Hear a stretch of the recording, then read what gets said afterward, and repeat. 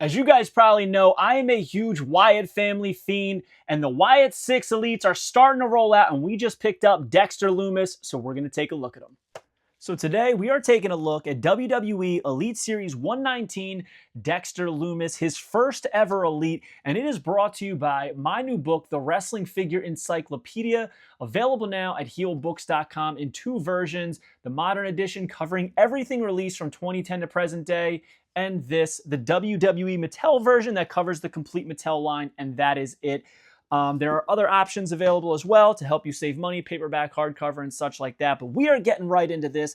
Dexter Lumis is back in the WWE action figure fold, and I'm excited about it. As we said, this is not his first figure, but it is his first ever Elite. His first ever figure is right here in Basic Series 123. First time in a line, only time in a line until now. And as you can see, both figures are vastly different. This is more of his NXT era with the short hair, that very Dexter-esque vibe that he would give off with the art and everything like that. Very, very cool to have this. I gotta say, back then, man, there was always like multiple first time in the line guys in each set. So shocked he didn't get an Elite in this era, but it doesn't matter because now we have it right here in Elite Series 119. We will talk about the figure in full in a second, but on the side spine, we have that shot of Dexter wearing the buzzard mask as well as the gear that he's wearing on the figure. On the back, it has a shot of him unmasked with the X on his forehead, has his information from Recluse, Wyoming, 6 feet 2 inches, 239 pounds. His finisher is silent. Once a tortured artist, the Vultures picked at Dexter Lumis as he begged for mercy before he found his home among the Wyatt Sicks. Also in this set is Liv Morgan, Ethan Page, who is the Chase variant, Braun Breaker, Dexter Lumis, Dirty Dominic Mysterio, and John Cena is the collector's edition exclusive to Target.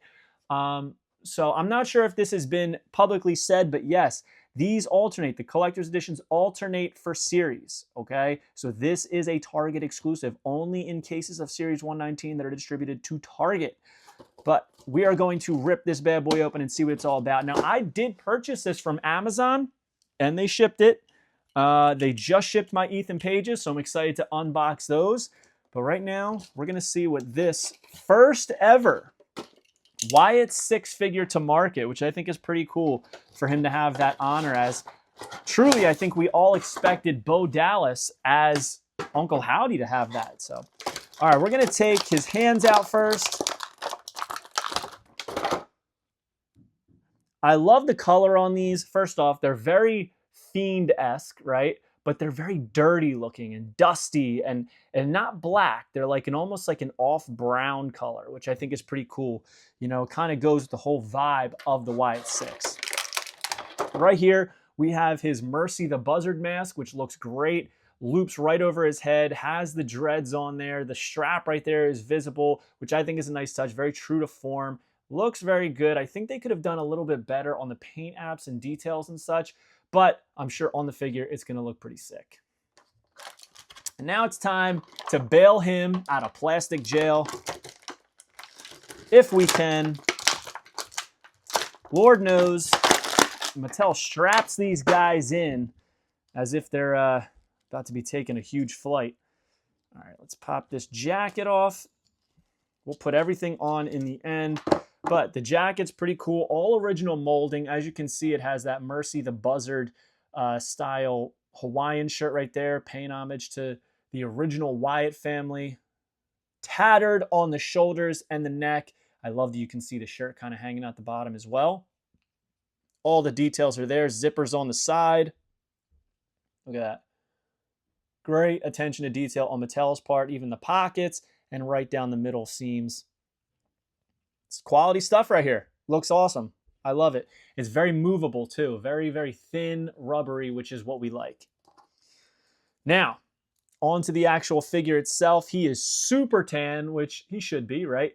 His tattoos are loaded up on the right side. He's got that smeared eye makeup on the head as well as like little dirt here on the face. I think they got the coloring in his hair very, very well. He even has the dreads hanging out right here, but this is all pretty spot on for his hair and the tattoo on the right arm. But let's see how the tattoos measure up to the original. So clearly he's had some work done on the left arm, right? There's some color in there. There's a little bit more detail, a little bit more tattooing added there. So clearly he's had stuff done since this figure, as we all expect, right? On this side, I mean, his right arm, the detail is horrible. There's a lot of stuff that's not even included in that tattoo. But now he also has this, some nunchucks on his forearm. So I think it goes without saying that his new gear, his new style is all much more toyetic than that of his original in NXT. I love that they use this torso for him. The arms are jacked because this guy's got huge arms, you know what I mean? Now his jeans are not typical jeans. On the back they appear to be, right? They have those big pockets coming down. They're a little bit skinny tight, right? Tattered, dusty, worn right here on the quads, belt loop through, but then on the bottom, it has like almost like alligator skin on the jeans, which is pretty cool, kind of paying homage to that swamp home life of the original Bray Wyatt and Wyatt family. And then at the bottom, you can see his boots coming out the bottom. He does have those gloved hands on. I love fists over C-grips, so we're keeping these on. But the likeness, man, look at that. The likeness on this figure is second to none. They did an excellent job. All of the wrinkles, the sunken in cheeks, all the detailing in the beard as well as the hair. You can see all the dreads just kind of looping all in and out, interwoven throughout. So the fact that there's not a lot of dreads on the actual mask is made up for the actual figure having them. So we're going to take a look at everything thrown together in 1 second, but we're going to put this on. I'm very excited to have all of the Wyatt Sicks in Elite form.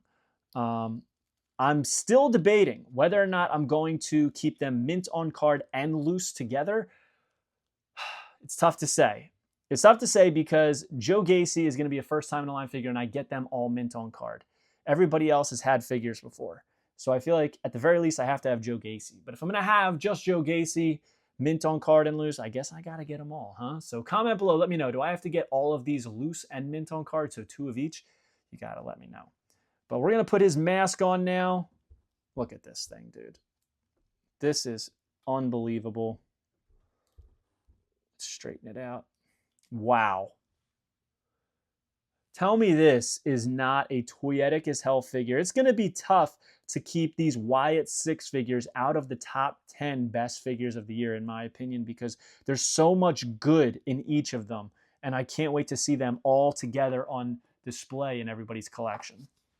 Now, let's see how he measures up. So here we have Dexter Lumis. We're going to get him from the feet. We have our handy dandy fig heel tape measure.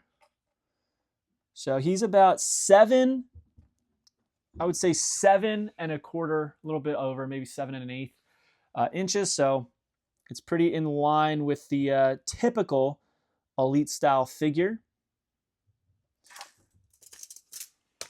And he is fairly tall, but let's see, what was his height again? 6'2". Overall, man, I would give this figure a double thumbs up. Very, very well done. I think they nailed his skin tone. They nailed the mask. They nailed the gear. They nailed the likeness. This is one of my favorite heads. And I really loved the original Dexter Lumis head.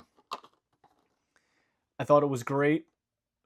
Capturing of it with the, the comb over hair as well as the mustache. But this one is second to none. And it's funny because I think a lot of people wouldn't realize that this is the same person other than the fact that he has the same name.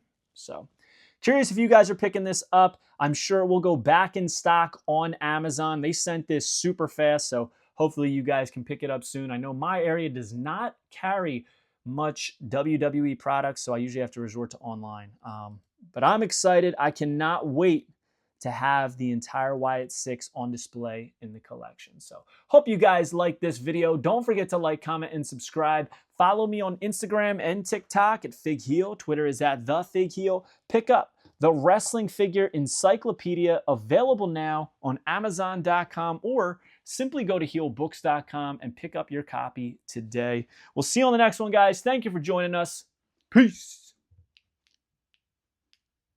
Are you a wrestling figure collector of WWE Mattel, AEW Jazzwares, and everything in between? Then you need Fig Heel's Wrestling Figure Encyclopedia, the modern edition covering all releases from 2010 to present day. Featuring over 7,000 photos of action figures from the hottest brands, including independent toy makers. Keep track of what you have, want, and need, including loose, mock, and overall collection value. With figure photography by Matthew Goldberg, the Wrestling Figure Encyclopedia is a must-have for collectors. Full-color paperback and hardcover editions available now at heelbooks.com. If you enjoyed this video, don't forget to like, comment, and subscribe. Follow me on Instagram, TikTok, and Twitter at FigHeel. Pick up my book series on Amazon and my merchandise on ProWrestlingTees.com/FigHeel. Join my official sponsor, Whatnot, at whatheel.com and receive $15 off your first purchase.